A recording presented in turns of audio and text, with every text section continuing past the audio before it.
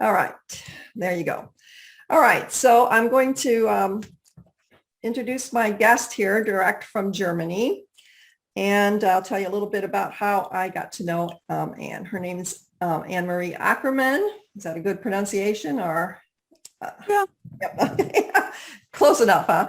And she lives in the middle of, somewhat in the middle of Germany. You want to tell the name of the town so I don't butcher that? Brunigheim, but you would have never heard of it because we only have 8,000 people. We're roughly between Stuttgart and Heidelberg in the Neckar Valley. Neckar Valley. Yeah, it was very, very pretty down there. And how I met or come to know of Anne was that, as I said, I do these heritage trips. And usually after we take a group tour, then my partner, Matthias, and I would usually go off on our own for a little bit to investigate other places and find new towns for us to stay in maybe, or just get the feel of the land for different areas that we might be taking trips to. And it was probably him that found, I don't know how he found it, but we had found that Anne does a tour in her little town, this murder mystery tour. So he and I, after one of our trips, went there and took her tour by ourselves.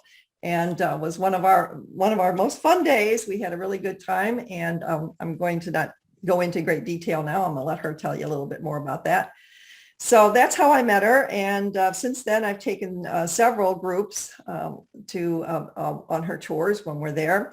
And so I will let her introduce herself and tell you a little bit more about her background and how an American from Seattle ended up in Germany.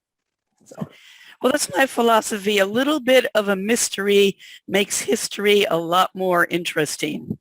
I am the daughter of a German immigrant to America, and that gave me a strong connection to Germany. And I ended up marrying a German 25 years ago. I've been living in Germany for 25 years. I was born in Indiana, went to college there, went to law school in Seattle, Washington, and worked there for the Attorney General's office and the state government for 10 years before I met my husband. I did criminal law. Partially, I was a prosecutor. That is one of the things that piqued my interest in the German murder case that I wrote about, and then I now give the tour about. And I thought we could use a good German murder mystery. This is a true story, a record-breaking case from 1835, and try to take a look at a little bit of the investigative file. One of the great things about reading a German detective's file is that it was written by a scribe, and they had beautiful handwriting, and it was easy to read. If you do genealogical research and you're reading like what a pastor wrote in the church books, bad handwriting, it's like doctors. But we could take a look at this, and this is a text where after I read it in the archives, I actually ended up calling the state police. I'd like to see if you can maybe put the pieces together and figure out why. Okay. How many of you, I realize I can't see all of you, how many of you understand German? Not whether, okay, a couple of people. How many of you can already read the old handwriting? Teeny tiny. A few, yeah, but enough that we can help each other out. I'd suggest then that we take a look at that text and see what we could do. For the rest of you, how many of you are interested in learning more about reading the old German handwriting? Okay, I'm going to show you what I did to learn. My favorite book, and I don't know if you're familiar with this, it's by Harald Seuss. It's easy to remember. Just think Dr. Seuss. Deutsche Schreibschrift. It explains well, you need to know German, but it explains really well the different kinds of handwriting and then gives you exercises reading the old handwriting. And what's really helpful is it comes with a workbook. This is what German kids had to do in school. My aunt had to do it. My father was the first year that they abolished the old German writing in the schools. He says it's the one thing that Hitler did that was good. But my aunt had to learn this, where they give you a text and you practice writing it. So if you're interested in learning, I can highly recommend the Harald Süß book. Let's share the screen. Okay. Are you going to try or do you want me to do it? Oh, you're going to do I it. think it worked. Yay. I think it worked. I gave a little bit of a worksheet that showed some of the more difficult words. But for those of you who can read the old script, do you want to take a shot at the first sentence? Oh, I notice in chat, there's a question. Is there a handout? Kathy, you sent out that sheet Yes. Mm-hmm. for email? Yes, I sent it when they signed up for it. I registered for the webinar. There was a document in there for PDF. I will, if I can figure Okay. out how to do this while you're sharing, I'll put that in. Okay, Teresa was asking about it, and maybe we could share the list of the words that are difficult. But I would know. anybody like to take a crack at the first sentence?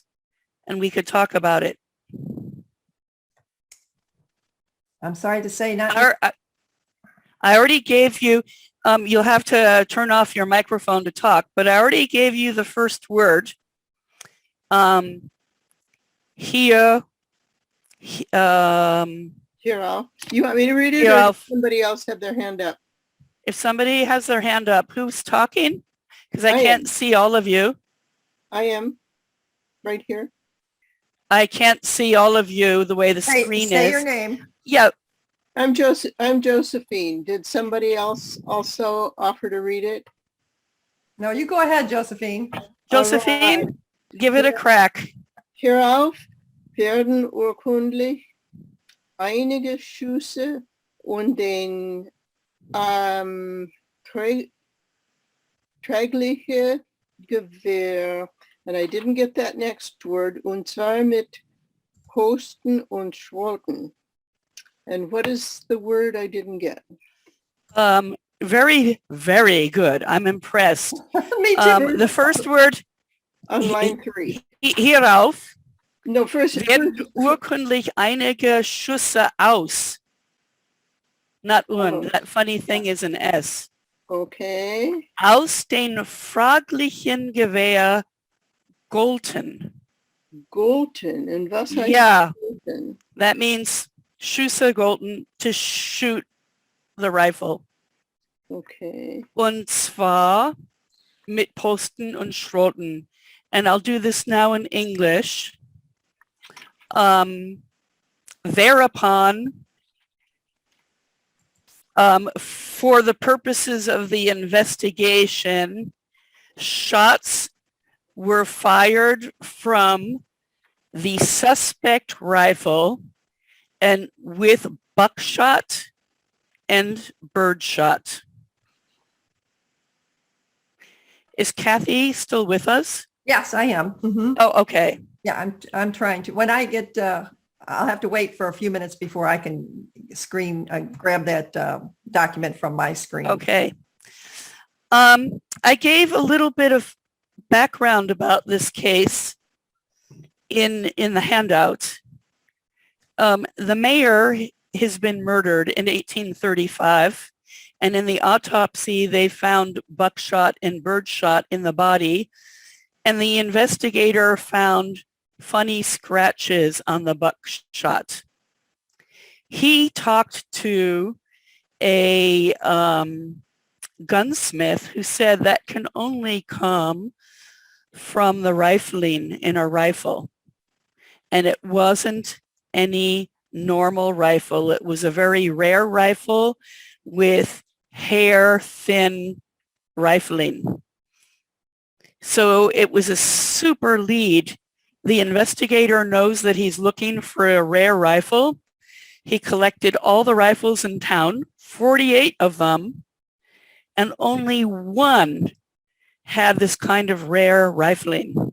And that's the Fragliche Gewehr, the suspect rifle.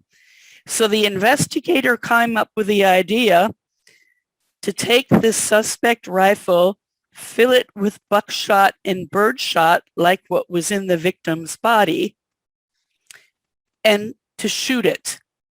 And then comes a little bit more explanation of how he did that. Josephine, would you like to read further, or does somebody else like to take a shot? Else too. I didn't get much of that next sentence, and then I ran out of time. Okay. Somebody else?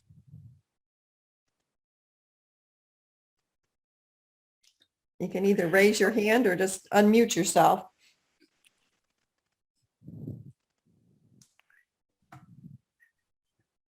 I can go on further then. Yes. So he's talking about the shots. Die in einen Sack mit Sägespänen, 2 Füße lang und 1,5 Fuß dick, abgeschossen, Pfosten und Schroten, würden gesammelt. Auf, now I need help. Falscher, aber nicht. I think I put that in the, I just need to go look at my translation. Oh, I can, if you want me to share the screen, I can pull that up. Yeah, okay. See, just because you have experience reading it doesn't mean that that you sometimes stumble. Mm-hmm. But I'm going to pull up, share with you the transcription. Okay. Or can you see this already? We're still seeing the original. You're going to have to Okay. share. Auf solchen is that word. Oh, solchen. Okay. Yeah, and I'm trying to get back to you. Auf solchen, aber nicht die eingedrückten Streifen entdeckt, wie auf den Posten und Schroten aus der Leiche. I'm now going to share with you the transcription.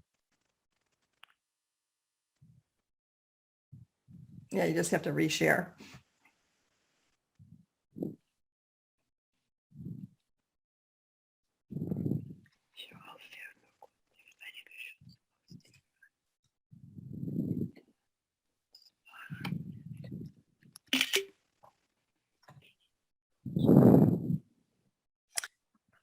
I don't know how many of you like to read murder mysteries or watch true crime.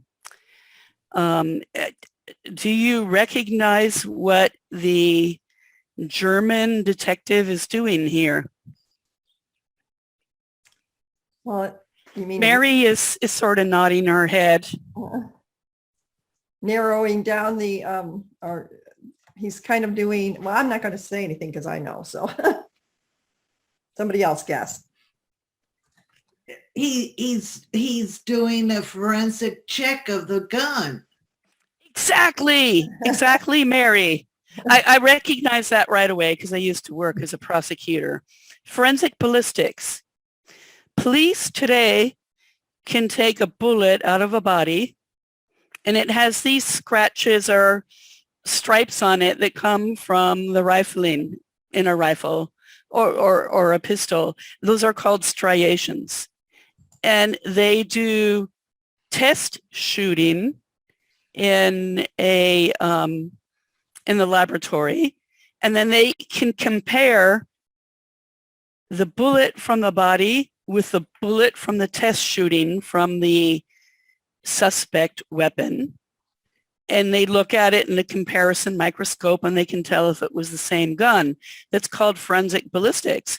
But you know what the problem is? This is why I call the police. Forensic ballistics was supposedly invented in 1888 in France.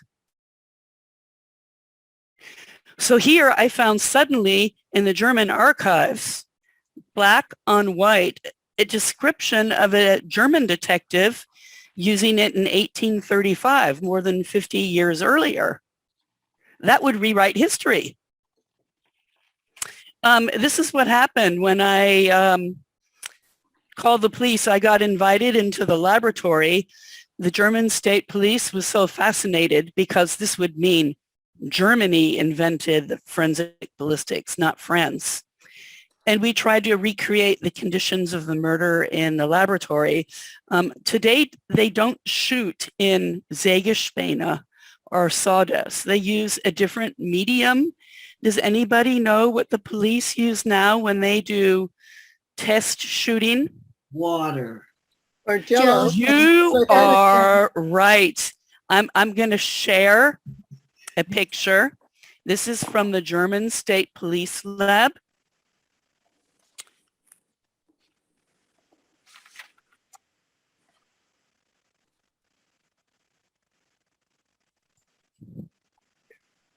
He took a pistol with the same kind of rifling that was used in the murder, and they shoot in that little square hole.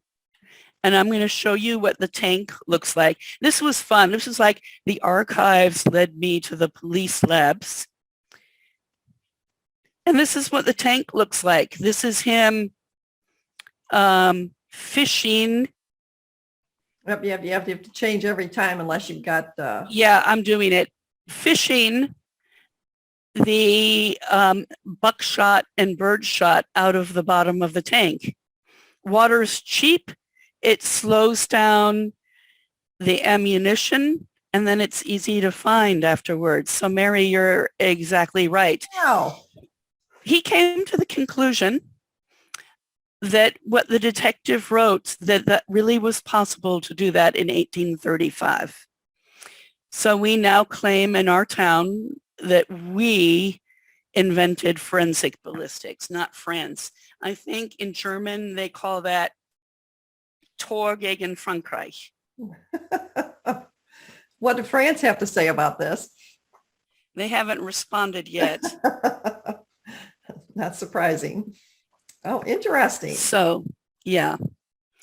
That's a little bit of a fun introduction, but sometimes the things that you encounter in the archives are not as easy to read. I found the handwriting of this particular scribe beautiful. He was kind of like the court reporter. Everything that the detective did, he wrote down. If he interviewed a witness, he wrote down every question and answer. But then you get to other court documents. This is actually an entry in a German court document about the murderer. And I'm sorry, I'm going to give you the murderer's name, but you don't know the rest of why he did it. So I think that's okay.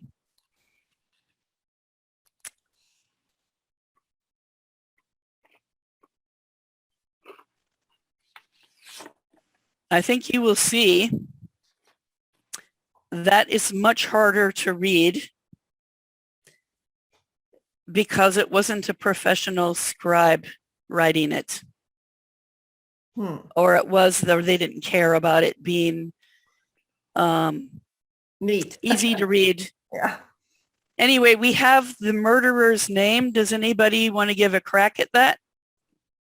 Is it Gottlob or Gottlieb? Gottlob, Mm-hmm.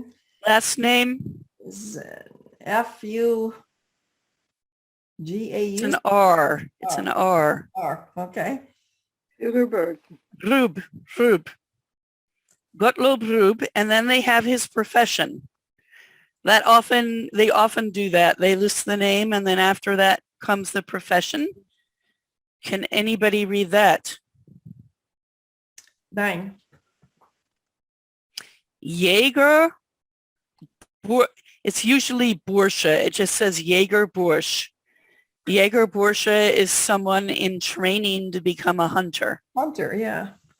Okay. And then the next 3 words are the type of judicial proceeding that took place. And that's hard.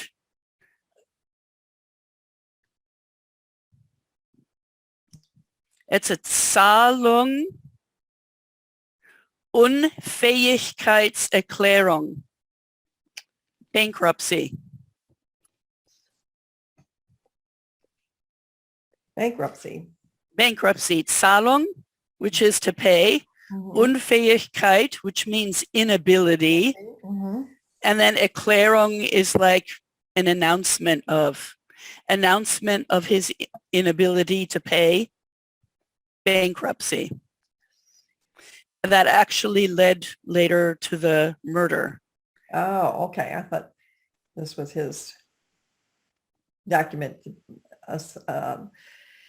claiming him to be the murderer, but this is okay. No. okay. He had some financial problems, and that led him into conflict with our mayor. Have any of you tried in your genealogical research to look at a last will and testament? In German, no. No, I haven't, to be honest. Okay. That is one place that I find does give you some interesting information about families. Yes. Oh, And yeah. I'm going to share one with you. This is the testament, not of the murderer and not of the victim, but of the father of the man who solved the case later in Washington, D.C. He was a German immigrant from my town.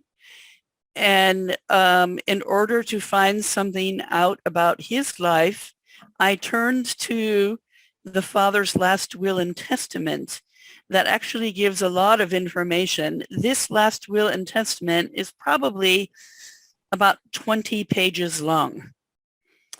Much longer than one you would see in America. And it has 2 parts. You read at the beginning, it has the town, Bernigheim, Oberamtsgericht, Basichheim. They always say what Oberamt it belongs to. And then the date. And in the middle, you see Inventarium und Eventualteilung. The inventarium is a list of everything the deceased owned. And when you read through that, it gives you a picture, a snapshot of that person's life. I find that is full of interesting information. The Teilung is actually the heirs. Or, as I learned in law school, heir is only the word you use when somebody died without a will. If they had a will, then they are called the legatees. In German, you would say Erben. So you will see on the next page a list of the legatees, mostly the man's children and family.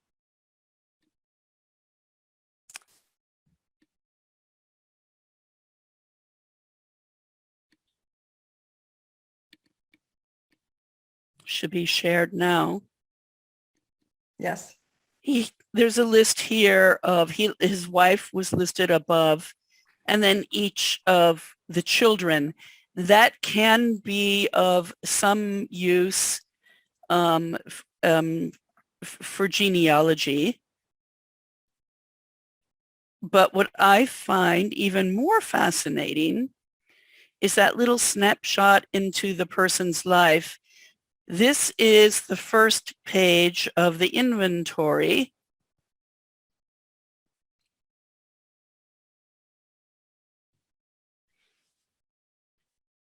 The first thing, this is a little hard to read because I have the whole page, but the first thing they read on top, it's Geschmuck or jewelry.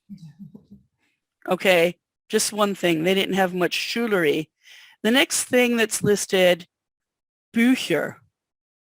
It's amazing. I've read the testament of the murdered mayor. He only had about 5 books. You would think that a mayor today would have a whole office full of books. You want them to be educated. Books, especially novels, were frowned upon in that period. So what you have here is one Bible, one testament of, and I'm not able to read that myself, one Predigtbuch, that's a book of sermons. And then you have a hymn book for the church. These are all mostly religious books. Then you have a list of men's Kleider, men's clothing, one hat, one blue umbrella, and then, you know, some pants, shirts, women's clothing. You get a feel for how little they had and what sort of emphasis they had in their life. If you want to go past just the genealogy and look a little bit into the family life, the Last Will and Testament is a really interesting document. Well, from what I know from genealogy, excuse me, Anne, is that Yeah. the wills or the inventory, usually when somebody died, and I'm talking, looking at ancestors in the 1800s usually. And like I said, I've never read a German will, but I've had people read them for me. But the inventory was that they were supposed to pay a tax when someone died. So they would inventory everything that they had, and then the tax would be based on that. So like the saying, I think this was from one historian that I met one time, you know, the historian is just like we always, you know, there's always a tax that you can't even die and get away from it. There's always a tax. That's true. So might it have been the case that families might have actually hid some of Right. their possessions to keep that from being inventoried? Probably. Okay. I find it interesting too that you wouldn't think the books would be worth that much. That they still didn't list them, but then look at how much the Bible was worth, 24 gulden. Hmm. The jewelry, 30, that the Bible was worth almost as much as this one piece of jewelry. Usually a book today, I don't think would Right. be worth that much as a piece of jewelry. Has anybody else read through a German Last Will and Testament? Okay.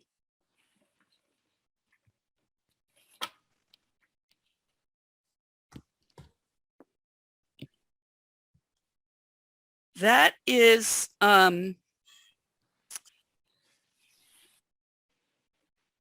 haven't prepared much more, but I'm open for any kinds of questions you might have. Well, And I am you can, trying to figure out how to open.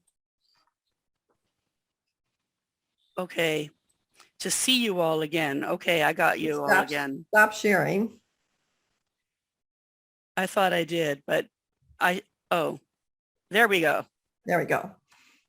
Okay. Well, just to, I'm going to show here, let me take my video off for a second. So the story, if you want the whole story, I mean, I'm going to make her give you us a little bit more, but she's written this book called Death of an Assassin. And so the story, goes that the mayor was murdered. And so how did you get intrigued into finding out about that when you moved there? Okay, just one second. I noticed that Kathy asked a question, Okay. where are the wills stored in Germany? That's an excellent question. Usually in the city archives where the person died.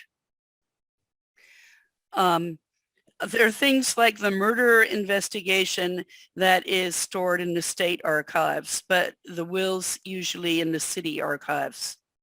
You would have to go to the town where the person actually passed away. Okay.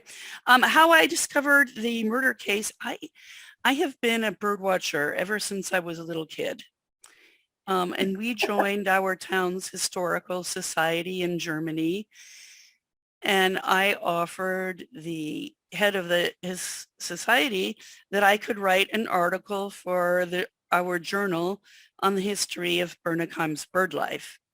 And he handed me the unpublished diary of a forester in the 19th century. Our town used to have the Royal Forestry Department in our palace.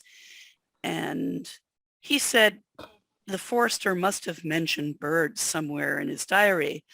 And there between the hazel grouse and the kingfishers, I found a murder. When this murder was solved, it was solved with a letter from Washington, D.C., 37 years after the murderer. And this forester whose diary it was, he found corroborating evidence that corroborated the letter from Washington, D.C. And on the basis of that, the prosecutor's office in Germany could close the case as solved. But I knew from my experience as a prosecutor that 37 years between a murder and solving the case is a heck of a long time. Only today we're beginning to crack cold cases with DNA. But back then, that was Germany's longest period between a murder and the solution for the 19th century. So I thought, here I have another article for the historical journal. And as I began to research, I discovered, whoops, the forensic ballistics looks like it was invented in our town, at least based on what we know of the historical record. And second, I discovered that the murderer died at the feet of Robert E. Lee in the Mexican-American War. And Robert E. Lee wrote a letter home to his son describing the murderer's death and praising him as a hero. And in some of Lee's biographies, this letter is discussed, but nobody has asked who this fellow was. And in comparing the circumstances of the death in Lee's letter to the Army descriptions of the death at the battery at which the murderer died, I realized Lee wrote the letter about the murderer. That gave me pretty quickly a book contract with Kent State University Press, who was probably more interested in the Lee angle, and that followed up very quickly with a Silberberg Press from Tübingen, who also wanted to publish the book, who was probably more interested in the forensic ballistic side of the story. But in any case, the book has been published in both languages, and I'm proud to say it won awards in both countries. Yes, it did. And I highly recommend it. It's called Death of an Assassin. And also on the registration page, I put a link to this to get to it. And like I said, when I am able to, I'll send these out to everybody. And it's by Anne Marie Ackerman, and it's Death of an Assassin. And it's really, it's very interesting because and what she does on the tours, has anybody that's on this call, that anybody, I know I've taken several groups there, has anybody been on that? I did have Anne, one of the ladies that she signed up for it. She's coming home or not able to, on vacation or something, and wasn't going to be able to join us. but she said, oh, that brings back such memories. That was a fun trip. So what Anne does is in the town itself is what we've taken people on tours of, is kind of walk you through this whole murder that happened, where it happened, because of course in Germany the buildings are still there, so you can see the actual spot where the mayor's office was and what had happened. And we walk through the streets, and it's really fun. It's a fun tour. She uses the information that she's gotten from the archives, the actual documents when they interviewed someone, and you get to play along. You get to be one of the witnesses. You read what the witnesses had to say, and so it's really fun. So I highly recommend the book. It was very interesting, and I know my friend Dorothy said, well, I'm going to have to read that again when I get home because it's been a couple of years, I think, or several years since we've been there. So very interesting. And so, like I said, I'll send it out. I usually always send out a link to the recording of this because there's quite a few people that maybe weren't able to get on here today. And I'll put the link in there for that, and also for the handout that she did with those. She had kind of a little descriptions on how to try to read some of that. So, I was going to ask you, and were these records, so then once you got interested in it, were these records for the trial and the murder or whatever, that was that in the city archives there in your village itself, or did you have to go someplace else? No, the investigative file itself is housed in the state archives. All the criminal cases are housed with the state archives because the prosecutor's office is part of the state government. But when I wanted to look at things like wills, then you have to go to the city archives.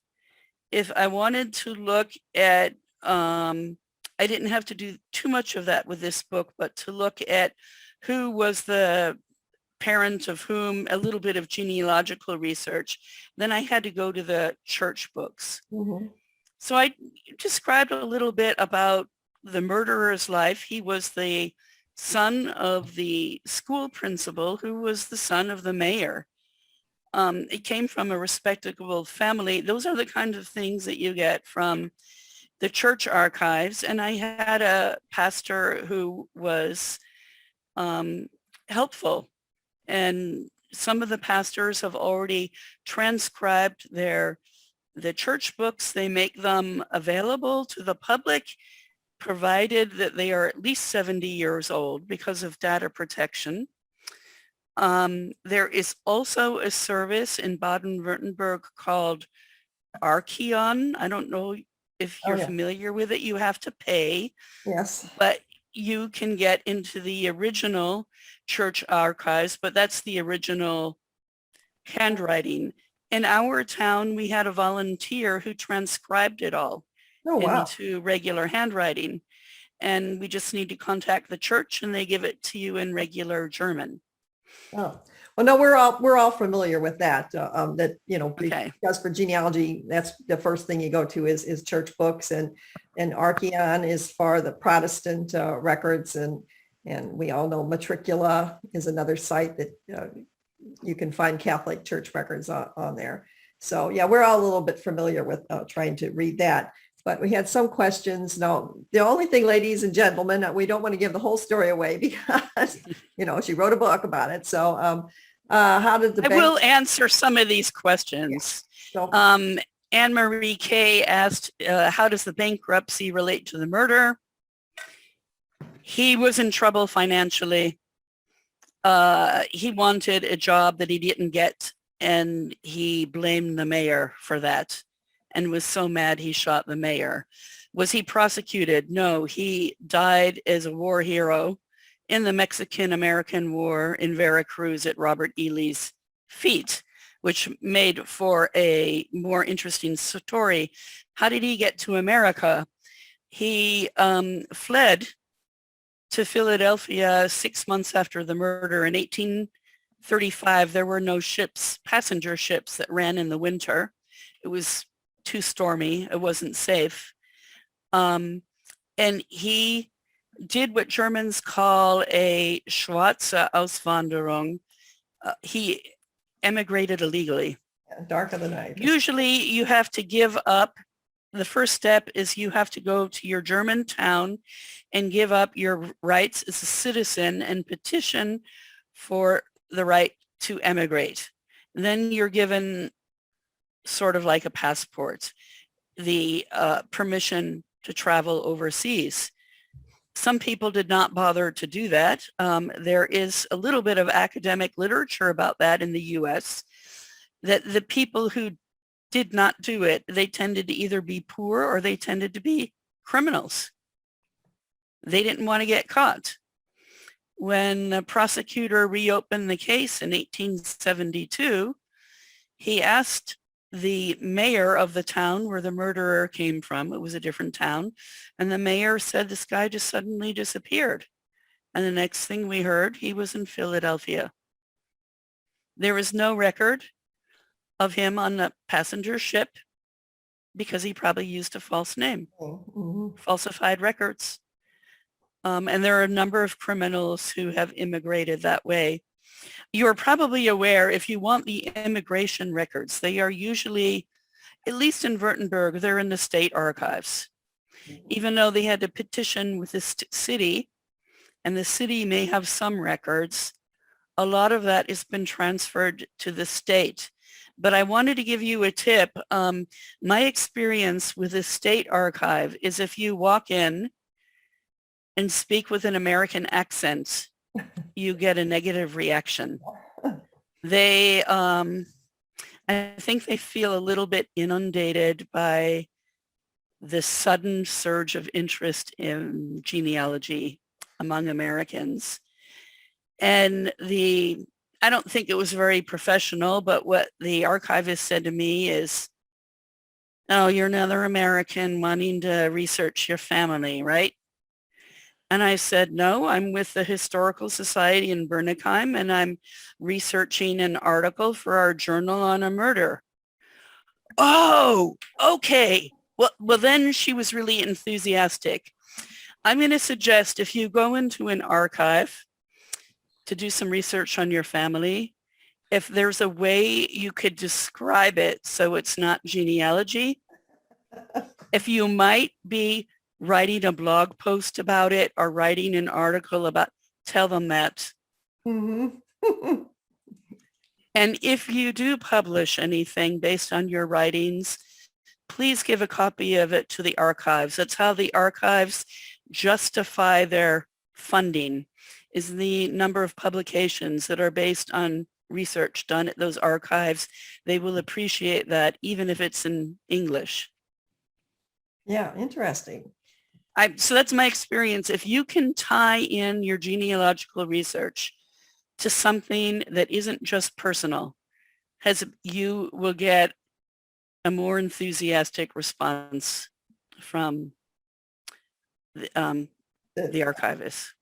And what I tell people about that, maybe go on our trips that want to go to archives and that too, is that you can't expect that, especially, maybe they have that attitude to start off with, and then, but it's not their job to sit with you and read the documents or to help you transcribe it and that. So a lot of times, if you can't read it yourself, you're going to need somebody to go with you that can read it, because the archivists are not going to sit there and read it with you or for you. I have found if they know I can already read it, and if I get stuck on a word, Oh yeah, they're willing to help. yeah. And sometimes I had one case where even they didn't know.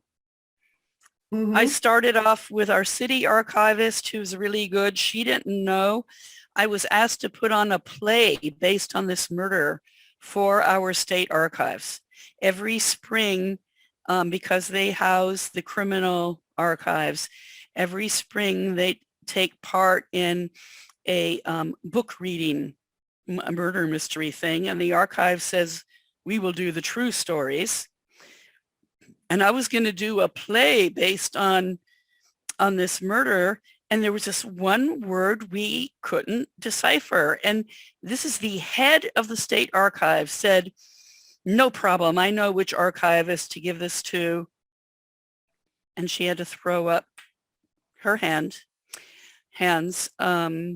we made a educated guess, but that can happen too. Yeah.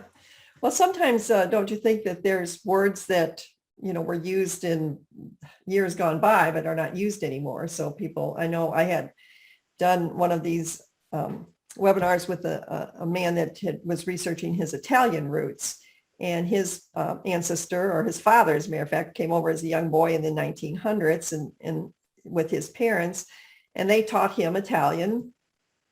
So when they went back, in almost 100 years later to, it's from the turn of the century to in 2000 and that, they were speaking an Italian that they were told doesn't, the words, some of those words don't exist there anymore. They don't use those words anymore. So they were speaking 100-year-old Italian instead of what is spoken there now. So that's possible that it's just words that aren't used anymore. And a lot of Yeah, times, that's true. don't you think, Anne, as I know in our experience going to little church offices and, the secretaries or sometimes even the pastor, they can't read the old script. They weren't taught that. And so you have to kind of learn that old script yourself. So, you can't. Even in the transcription for this, you see the word Gatan spelled with an H, Mhm, Gethan. mhm. Today it would be spelled without the H.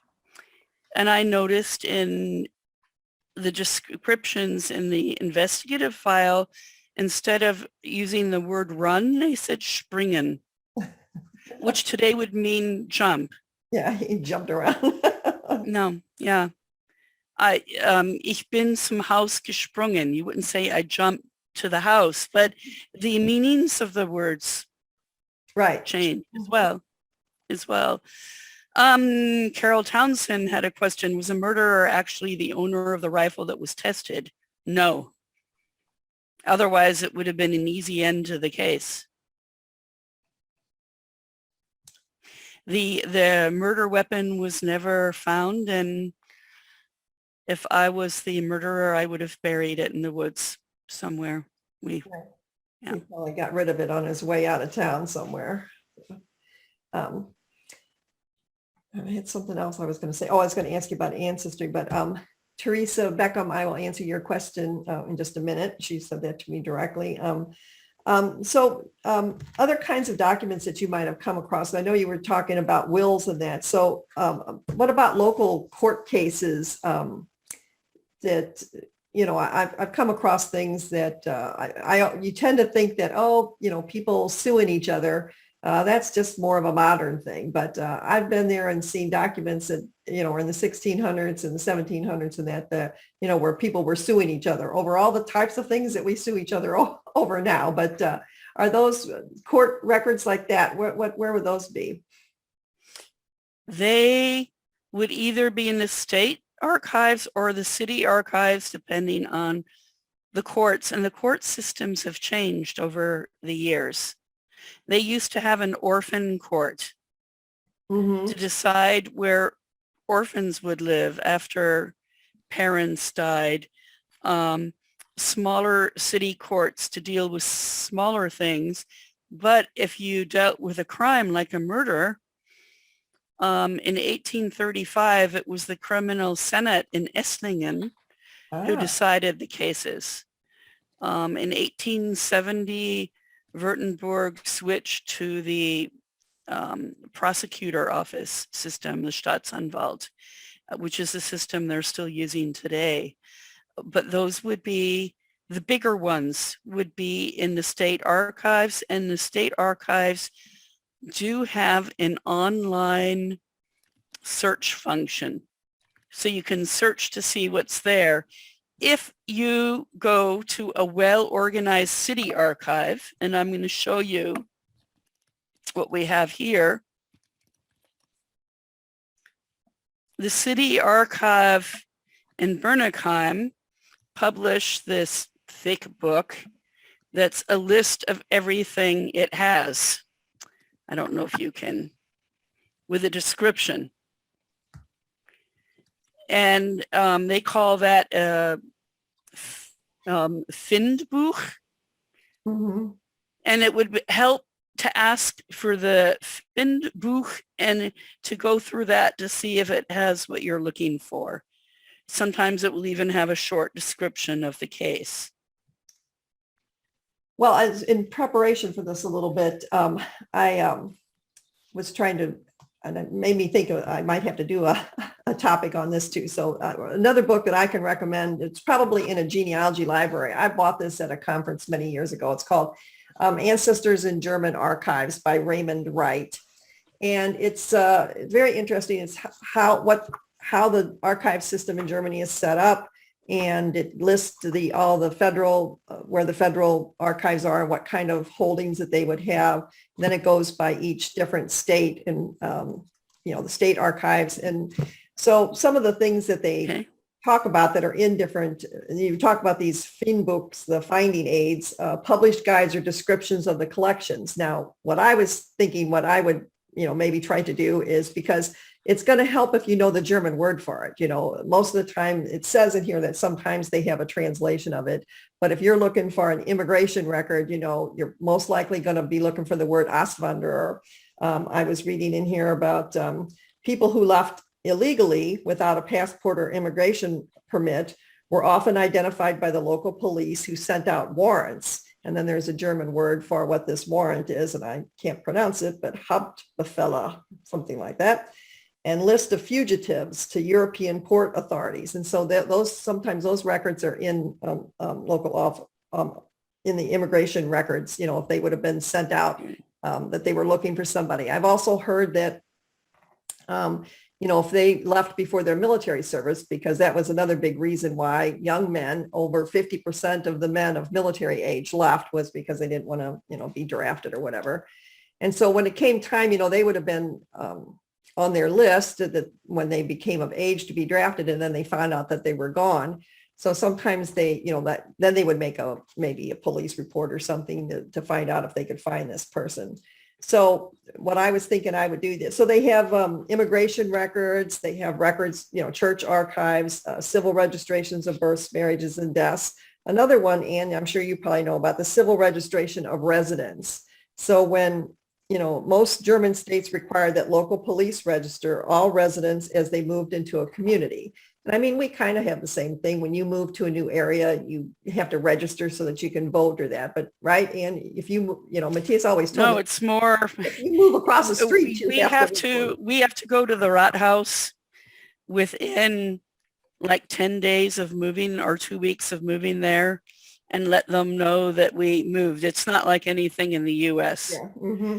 And a German friend of mine once did not do it on time. She moved, but she was an opera singer in Bayreuth at the Wagner Festspielhaus. And she had to go there for the summer and sing. And then she came back to where she had just moved to. And they said, it's been 3 months. She got fined. Mm-hmm. Yeah, Germans don't. They want to know where you are, and if the German police need to know your address, they can get it like that. They have a narrow exception if you are like a protected witness, like you've testified against the mafia, and nobody's supposed to know where you live. You have to register, but they keep it secret. And so for us genealogists, those records, they've been doing that for many, many years. So I know, and pardon my bad pronunciation, but Einwohner list, and there's several names of those things, so that, maybe if your person was new to the city and he had to, register as, I don't know if you had to be voted in to be a citizen, but you had to just register with the city. So those are some kind of lists too that are available in some archives. Somebody typed in here, Ancestors in German Archives. Like I said, I bought it, but it should be available in genealogy libraries and that. But my point is that for these finding aids, you should know what the German word is for what type of records that you're looking for. So they also, those Einwohner lists, I'm thinking they're called something else too. And then records from cities, towns, and districts, military records, which this book, I know I have a lot of people ask about military records all the time. And this gives a good description of what kinds of records are left and where they might be. And records from former German communities or jurisdictions now in other countries. So it's an interesting book. It tells you if they have records on immigration, but you're right, and those are usually found in the state archive. Mhm. So I might have to try to put something together about that, because I always have, who's the author is Raymond Wright, Wright. And it wasn't cheap, so I would recommend going to the library for it, but to look up some things. My book, or this murder story, had a happy ending that was a genealogical one. I discovered in the course of the research that my town had issued a reward for solving the murder that never got paid when this German immigrant in Washington, D.C. wrote the letter in 1872. And I went to our mayor in 2015 and said, this reward never got paid. We should track down the descendants of this man and pay it posthumously. And the mayor, he said, that's an interesting legal question. Is the city really obligated after 180 years to still pay a reward? The reason why it didn't get paid in 1872 is that the city minutes issuing the reward had gotten misfiled in the state archives. Boy. And the city could not find it in 1872 and didn't have the authority to release the money. So anyway, I found this in the state archives, brought it to the mayor, and he said, I don't know if we're legally obligated to do it, but it's the right thing to do. And by the way, it's good for the advertising for the city. I hired a genealogist in Washington, D.C. She was amazing. She used to be the head of the Washington, D.C. State Archives. She not only knew her way around archives, she knew her way around the National Archives, and she found 5 great-great-great-grandchildren of this man. We tried to call them from the mayor's office, but you know how it sounds if you say, we're this small town in Germany and we were supposed to have paid your great-great-great-grandfather a reward for solving a murder and it never got paid. We want to do it now. You click. We had to wait till my book was published, and then we sent the book to the mayor of each town where those descendants lived. And we asked the mayor to intervene on our behalf. And one of the mayors was from Gaithersburg, Maryland. And he said, we have a book festival here. Why don't both of you come to our book festival? I will talk to the descendants. We will get them on board and present this reward money at our book festival. And that worked. It made it on TV. I could maybe send a link to Kathy later. It was in the Washington Post, San Francisco Chronicle, Seattle Post Intelligencer, made it on the German news as well. But that was possible through the help of a genealogist. Mm-hmm. Oh, that's so exciting. I remember when you were going through all that, trying to, because like you said, you can imagine if, just like when you get an email that says, you're mentioned in my will and, we're going to give you some money. I'm sure they probably thought, oh, this is a scam. Right. Really a scam. But What year was that? In 2018, we did the reward. So that's recent. yes. Yeah, relatively right before the pandemic. Good. It was on the same day that Harry and Meghan got married. I remember that. Whoopee. I was watching that. I was in Germany, as a matter of fact, but I was watching Yeah. that. Oh, that's funny. Were the descendants, did they have any idea of their ancestors or no? No, and they said that for them, that was the biggest reward. Yeah. I mean, they each got what, $200 or $300 a piece, but they said the biggest reward was finding out the story about their family history that they didn't know before. Yeah. Oh, yeah, I remember when you were going through all that. That was funny. So yeah, it was, well, like I said, I see somebody said that they, ordered the book already, and somebody put a link on there for, I've got it on my website too. And then also, I always put it in my newsletter too. It's always on the side panel of my newsletter every month. So somebody asked, Thanks. oh, you did answer this about the Orphans Court. I think you did, didn't you? Scribe. About the scribe. And I know that because the mayor that got murdered, that was his first job, was a scribe. And he did an apprenticeship as a scribe with a high city government official, and then was able to work as a scribe for another city for a while. Where would you find records? I have an ancestor who was a scribe in the Orphans Court. Yes. And where would I find information about that, about where he apprenticed or that kind of information? Where I found it for the mayor was in his eulogy. That's actually another good genealogical source. Many Germans paid to have eulogies published. The pastor would give the text to the family, and the family would have it published. And in Baden-Württemberg and Stuttgart, they have a collection of eulogies. Many of them are housed in the state library. They're not necessarily open to public access, but the librarians will scan one for you and give you a digital copy. And in a eulogy, there's always a description of the person's life. Mm-hmm. From cradle to grave, that, they have information that I'm not able to find anywhere else. But I wonder how common it was for, everyday man to have that done. Not everybody did it.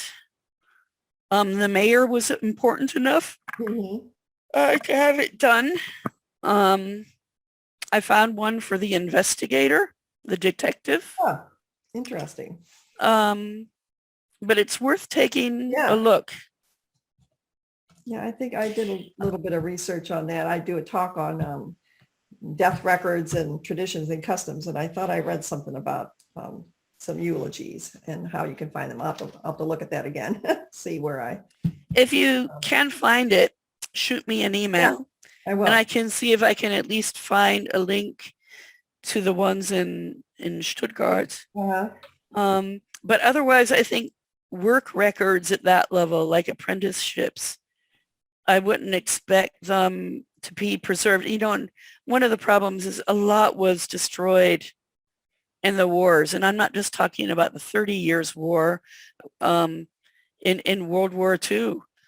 I asked for the forestry records of the murderer who is in training as a hunter, only to discover that anybody who was not a forestry officer, that all those records got hit by a bomb Oh, in World War II. Our city archives got hit by a bomb in World War II. And some men ran into the archives and carried papers out. But the archives also lent things out. So it was only the things that were in other people's houses that were saved. yeah, that's a shame.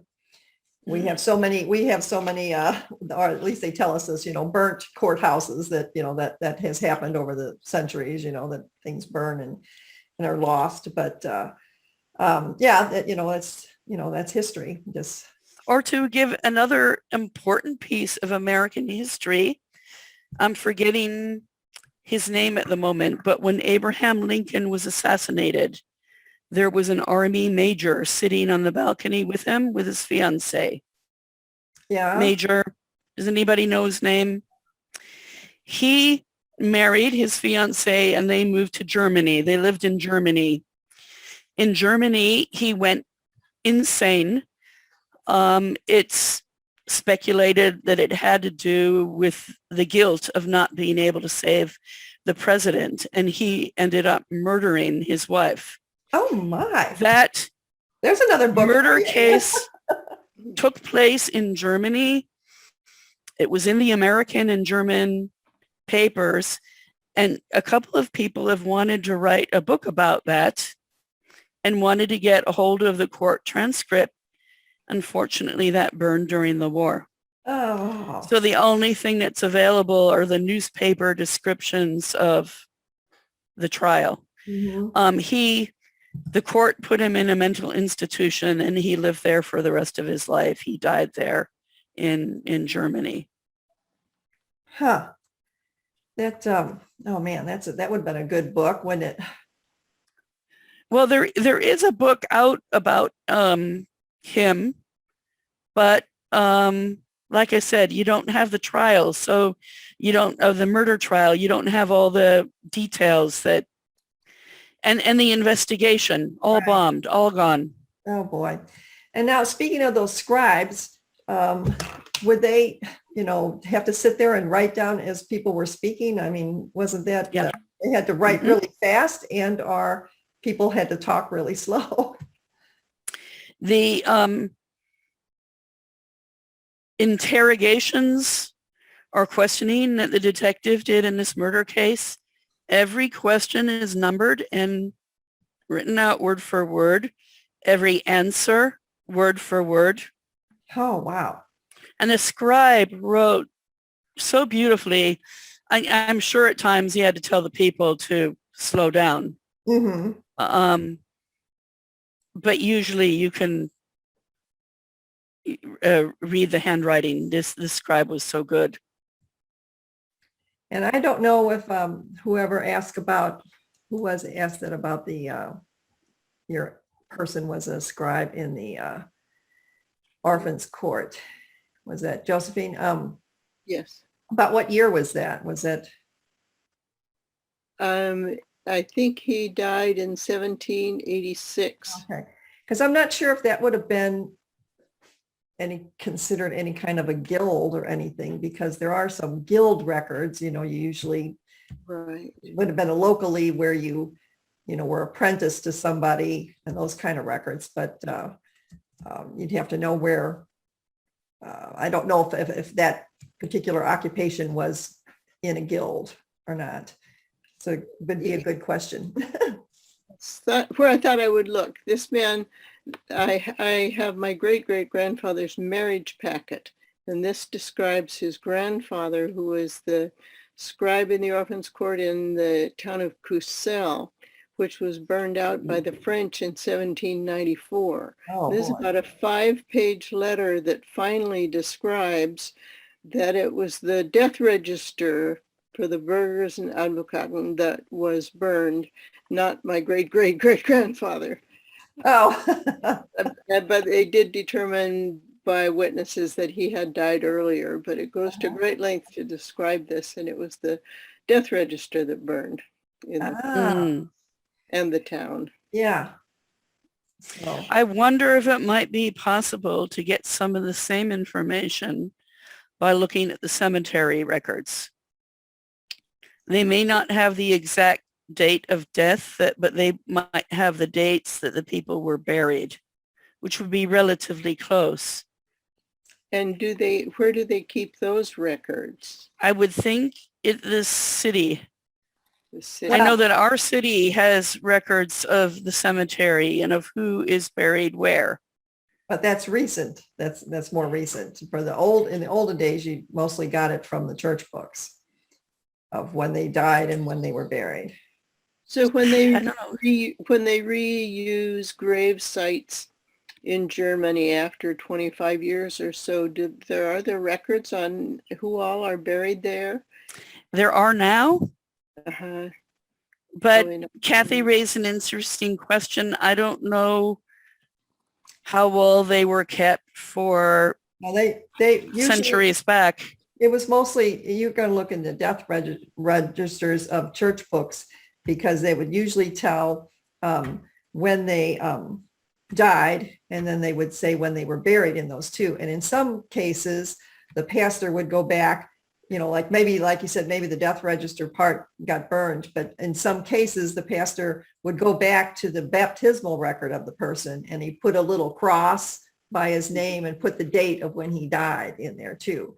So I just talked about this in one of my last talks is, a lot of times if you're looking at baptismal records and you see that little cross, they think of the baby died as an infant, and that they marked it that way. Mhm. But sometimes these pastors would go back years later and, after the person died, Okay. go back and put a little thing. So you might look But- at his baptismal record and see if he's, Okay. But Kathy, I think they had to keep cemetery records because they had to keep track of the plot number and how old it was.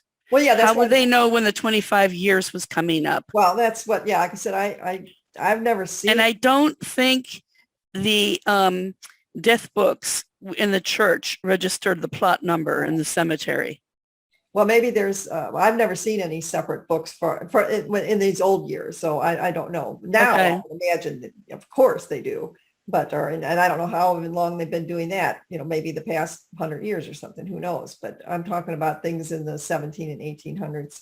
I don't know. And I Okay. don't know everything. So That's a good question. And, I mentioned the German genealogist in the next town who Yeah. teaches courses.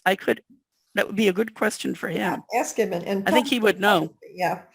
Yeah. She's got a friend that lives in the next town that we might get him to do a talk for us also. He's a genealogist. So yeah, that would be interesting to know because you're right. You have a plot and you have the name on there, but yeah, did they just go by when the person was buried and then, go from there when he died and then say, okay, 25 years now it's somebody new. That would be interesting because that's one of my top questions that I get from people that are going on tours that they want to see their great grandfather's grave. And I always have to say, well, you're probably not going to see that unless he was very important or something because they do recycle the graves. And, I have seen some that old stones, but not too often. But that's a good question. We'll have to find that out, Anne. We'll get on our detective skills and find out because I don't know if I've never. But seen it old books. might be possible to find out where the great-great-grandfather is, where the grave is. It won't be his gravestone. Yeah. In Germany, they don't remove the bodies after 25 years. They just put the new casket Mhm. down over it. Although there have been some cases now where they no longer dig graves by hand. When you dug them by hand, it was really easy to see that if you dug up a bone, you put it back. They now use mini diggers. Mhm. And sometimes the people don't see what they have dug up. And we've had a case in our town where some kids found a skeleton Oh, out on a pile of, turned out the cemetery had dumped it there. Wasn't supposed to have happened. But usually the body stays. And the cemetery might be able to say, this was the plot number. It was 3 graves ago, but he Right, would be yeah. here. yeah, that's, because it's a lot of times it's still the same family name. And, like I said, Ann, this is, one of the biggest questions I get that they want to, and so it's very interesting to me. I'm always asking people, to get more information about the process of burials and that, because now we had one lady that was going to meet one of her, somebody that was going to meet her in her town, and he happened to be like a mortician or something, but it's my understanding that they don't embalm bodies there. And so you just, that's why they can decompose faster. And usually the caskets or whatever are all something that is pretty biodegradable wood that, it's going to disappear. And they don't, I've heard too, that they like take metal things off of it and everything. So They do. You're not allowed to be buried with jewelry. I've heard they remove the fillings in your teeth if you have, because they really want it all to go back to nature. Mhm. They don't embalm. Germans, I find, are much more relaxed than Americans about both sex and death. Um, my husband's uncle is a Danish pastor. Okay, it's Danish, but he talks about the odor of death. That's natural at a funeral. Hmm. Smell it all the time. If you go to a Protestant, I don't know if any of you have been to a Protestant funeral in Germany. They come out with that incense thing before the casket comes in, just like in a Catholic church. Yeah. Oh yeah, as I say, Catholics. It's I to know that. cover. The odor. It's to cover the odor. But if you happen to smell the odor, no big thing. Oh, in America, if you could smell it, people would be suing Yeah. suing the funeral home. Right. Yeah. And one of the other things I heard too, that said I'd do a talk on death records and traditions and customs. And so I was doing a lot of research on, how they go about it. And they said that nowadays, because of the food that a lot of people are eating, that's more processed food, that they're finding that they're not decomposing as fast as they used to. Because Oh, so we're preserving ourselves while we're still alive. I don't know how true that is, but that's what I read. I thought, well, it makes sense. We are all eating lots of chemicals. Who knows? but no, and I always tell people though, it's even, like you said, that's a good point. Is usually if I'll have to find out about that if there's a place that tells you. But usually your family will own the grave plot for years. And now if they don't, if somebody doesn't pay the lease payments after so many years, now we've seen this before. Matthias and I go to cemeteries a lot, where there's the plot is for sale again. They take down the headstone, they take down everything, and it's just, the plot is there and it can be for sale again. But usually, you're saying, a lot of the family has, one or two plots there, and they, of course, if there's cousins and different things, but you'll still see your surname there a lot, but it just, your person is there in some respect, right? Unless you have Indiana's laws, which I learned about due to my grandmother, is the fact that the plot can only be sold for exactly what her father paid for it. Oh, that's interesting. Yeah. Wow. Yeah. Oh, that's another good question to find out. How, what does the price go up, or does it stay the Well, it can, but in Indiana, it was state law. You had to pay exactly. You could not sell the plot for any more than what it was originally sold for. Oh, interesting. Hmm.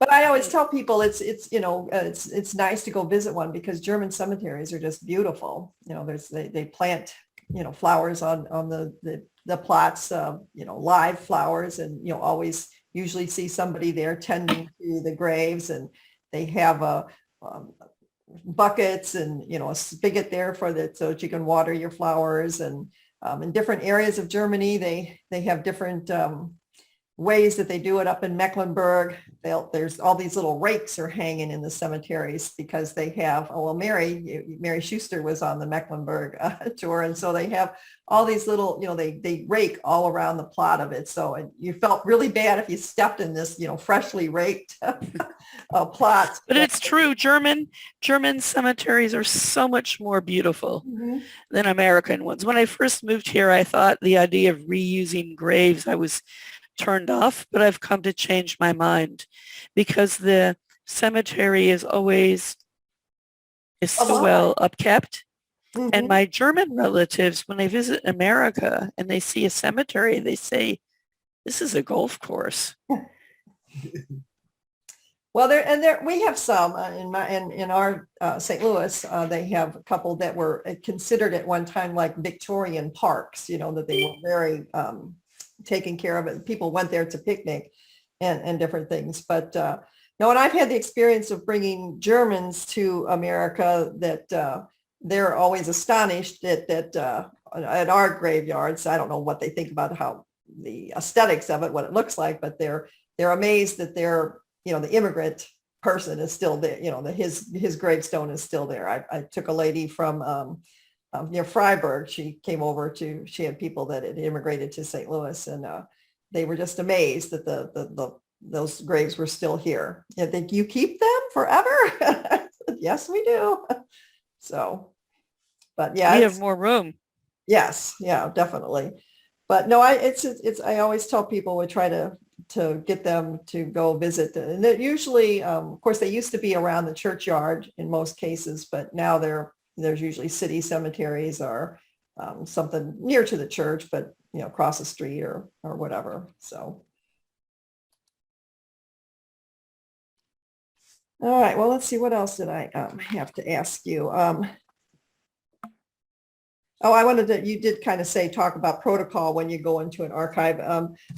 Sometimes there is a charge to visit there, to research there, or in some cases, and a lot of times they don't let you.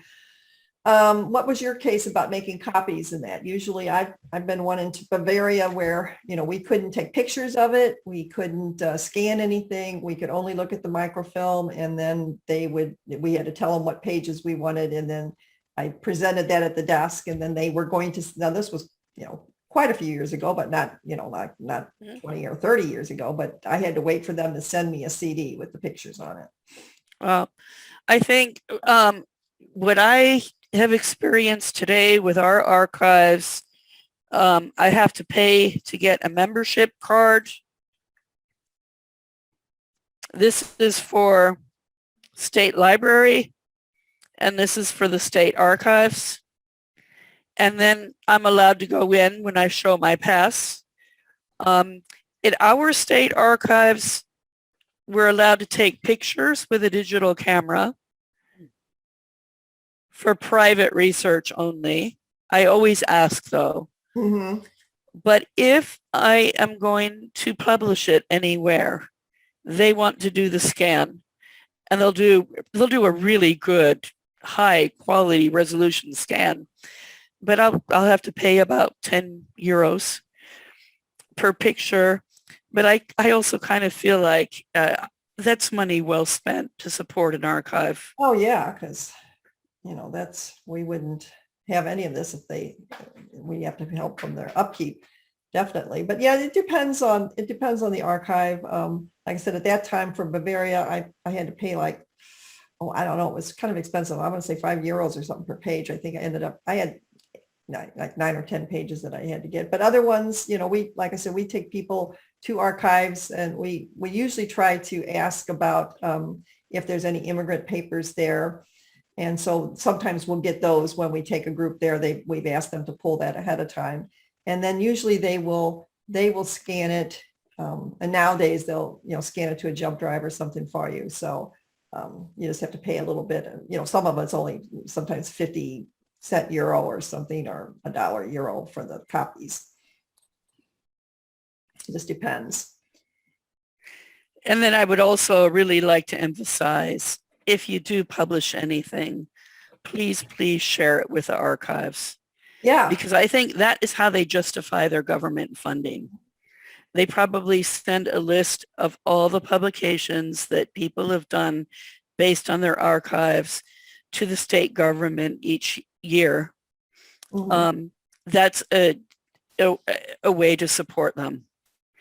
And our archives also makes available, they have a whole shelf of recent publications that people have done based on their archives for other people to look at, German, English, other languages. They Yeah. try to promote you that way too. Well, I usually tell people, and I'm going to ask Teresa Beckman had asked about my tours before she goes here. I'd like to know more about your tours with Ancestry in mind. Is there more information on your website? Yeah, if you go to familytreetours.com. But what we try to do is we take small groups back to Germany and other countries. I'm going to do an Ireland trip next year, but in Germany we specialize in, and we try to go to an area of Germany, and then we stay in one place. And then if your hometowns are within a couple of hours of where we stay. So it's not a lot of packing and unpacking. We go to one place and stay. We travel by train over there most of the time. I do bus to and from the airport. with the luggage, but then we stay and we just go out by train. And what we try to do is make a contact in the town for you, somebody that will meet you, show you around, speaks English, make sure the church is open. Again, sometimes it depends on who we can find. Sometimes they do more research for you. We ask them if the house could still be there, if the farm or whatever. So a lot of times you get to see that kind of thing. So that's what we do. And so we do different areas of Germany throughout the year. Next year, well, I've been trying to do this Northwest area. This is like I said, I was supposed to go in October. This will the third time, but probably going to cancel it. But so we're going to do that one in the Rhineland. But I had something else I was going to talk about that when she's asked about. Yeah, but if you go to my website or if you have any questions, just email me about that. But I just wanted to tell you that before you left. And if anybody else, is there any other questions? There's a couple more messages here. Because Ann, I know it's getting late over there for you. I don't want to keep you too long. It's 9:30. I'm still awake. Okay. So some other people, yeah, if you have to go, just do end the meeting. And as I said, I do have been recording this. So for those of you that, for those people that weren't able to join us today, I know I have a lot of people that like to get the recording, and all of you that have signed up for it, I will send out a link for the recording, and you can save the chat. Do you know how to save the chat? That way you've got some of the information in there. If you click at the bottom of the chat there's 3 little buttons, and you can save the chat that way. I didn't know that. Yeah. So I go to the bottom of the chat.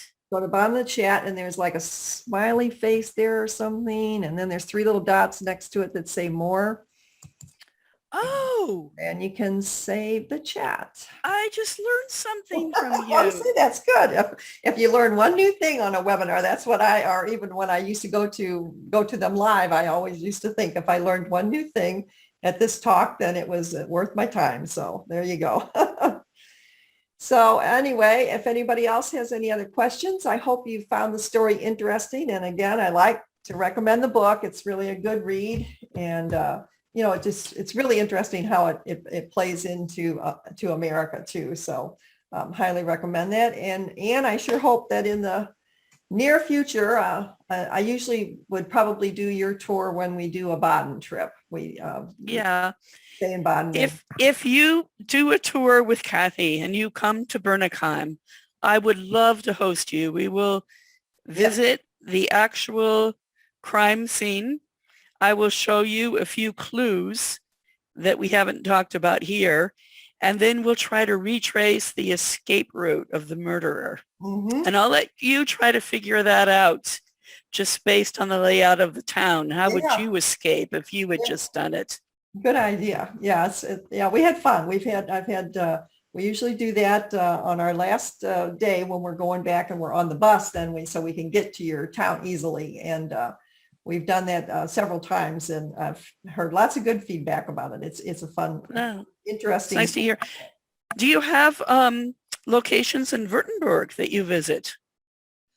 I personally, you mentioned Baden, but I personally have Baden. My people are from Altenheim, which is near the border of a little bit south of Strasbourg. In Offenburg is the biggest town next to it, a little bitty town. And we do when we stay in Baden on that trip, but we've had people that have gone to places in Württemberg. I think Kathy Colt, I think she hung up, but she was she was on a Baden trip with me. And let's see, Bert, where did you go? You were on the Rhineland trip, I think. Bert Foster. Yes, you have to. Bert, you have to unmute. undo your microphone is off. I can't remember which one he was on. Unmute. There you go. On the Gengenbach, Württemberg. Yeah, he was on the Baden trip, but we didn't go at that time. I've been doing this for many years, so there was years that, we stayed in a little town that is my favorite place in Germany, Gengenbach, near the border of France and Germany. But no, I've had people that we've done a tour of the Stuttgart, the main archive in Stuttgart one time. They did a really good presentation for us there. We usually have a lecture And then they take us downstairs and show us a lot of different information. And and we go in Freiburg for Baden, the immigrant papers are usually either in Freiburg or Karlsruhe. And they've Okay. kind of, over the years, they've kind of made a line in the middle of Baden. If your town was from North Baden, it's in Karlsruhe. And if your town was more south, then it's in Freiburg. And there's an interesting database online from it was the archivist from a man from Baden and a man from Württemberg that did a database with the immigrants, which I think I did a talk on that just here recently. But it helps for if you don't know where your people come from. A lot of these immigrant databases will tell the town that they came from. So it helps you to find, that's the brass ring for genealogists is finding the town of where they came from. So you can't get into any of these other records until you know that. So, there is no. It's true. It doesn't help to say city archives if you don't know what city. Don't know where it is. So that's, you have to find that first. And I think even if in the state archives, and there's more than one state archive in Württemberg. We have Stuttgart and Ludwigsburg, and probably yet another one further south. But I know in Ludwigsburg, if you look at the emigration records, it's all cataloged by city. You have to ask for the city. Well, and this, I'm sure they don't have everything, but this database that I'm talking about, I'll send it out again for anybody that's interested in it. And like I said, I just did a talk on immigration sites recently and showed people how to use them. But they will, it lists by surname. You go in and type your surname in and see, and then they come up with, when they left and their place, the town that they came from. Now, I've been in some smaller places too, up in the north that had, we went to a city archive and they had immigration records, but you had to know the year that your person left. And then they gave us a big folder that was like about this big. And it was just for that year. And then you had to sit and look through every paper to see if you could find them. And, as you see my skill at reading things, but, luckily I had Matthias, but we ended up finding one of my people's, was that in that archive or whatever? But anyway, she, all they had for her was that when they got to Bremerhaven, that they sent a letter back home. Somebody sent a letter back to the city and said, so-and-so and so-and-so and so-and-so, is leaving. So that, she apparently didn't look like she applied in the city, but I need to look again and try for that again. A lot of times on these tours, I'm helping other people and I sometimes stay and try to help myself. But although it does occur to me, when I was in Ludwigsburg, they told me that a few women from Ancestry showed up a number of years ago, and they went through all the immigration records and then published a book where you can look by the person's name. And the archive has that book. You can ask for it, but they have it in the main reading room. But in my case, where I had somebody who immigrated illegally, they're naturally not listed. So, and like you said, also you have to remember that over the years, every piece of paper was never, kept or, saved or whatever. So it's possible that you won't find them, but you have a good chance of finding them. So, and American genealogy libraries, there's lots of local historians over there in Germany that put together books. I've got a book that I bought in one of my little hometowns that the city had done. Somebody in the city had done, the Aswanders from Lenin. And so it was a list of all the people, and, it was really great. I bought that. And whenever I see things like that, I've got several books on my bookshelf from different places that we've been that have books that they have written. So if anybody's got anybody from Lenin, which is in the Northwest area, Bramsche, Oldenburg. I've got lots of different books on immigrants from there, but a lot of genealogy libraries have those also to help you find out. because we're all, like I said, we're all trying to find the hometown. So um, Do you ever go into Silesia in the parts that are now Poland? no, I have a lot of people ask me about that. And because of the way that we travel in Germany, you know, you can get around pretty well on public transportation there. But, you know, there's, and then plus, because what we do is we send out people to their own hometowns. Everybody's not going to the same hometown. So if in some place like Poland and that, we would have to do a bus that everybody, you know, would be going to the same place or something. But I do have contacts in some of those other countries of people that can help you do an ancestral tour there. Well, I'm a Schlesian Ah. person, so There you go. yeah, Schlesian and Baden. Uh-huh. You wouldn't think they're so far apart. You wouldn't think Yeah. of putting them together, but my grandparents found each other. What can I Right. say? Yeah. All right. All right, folks. Well, I thank you all for sticking around. I hope you found this interesting. And Carol, nice to see you, both of the Carols. And Nancy, thanks for helping me again, as always. No problem. And hopefully Anne's going to give me the name of her neighbor, her next, not her next door neighbor, her next village over, or whoever he is.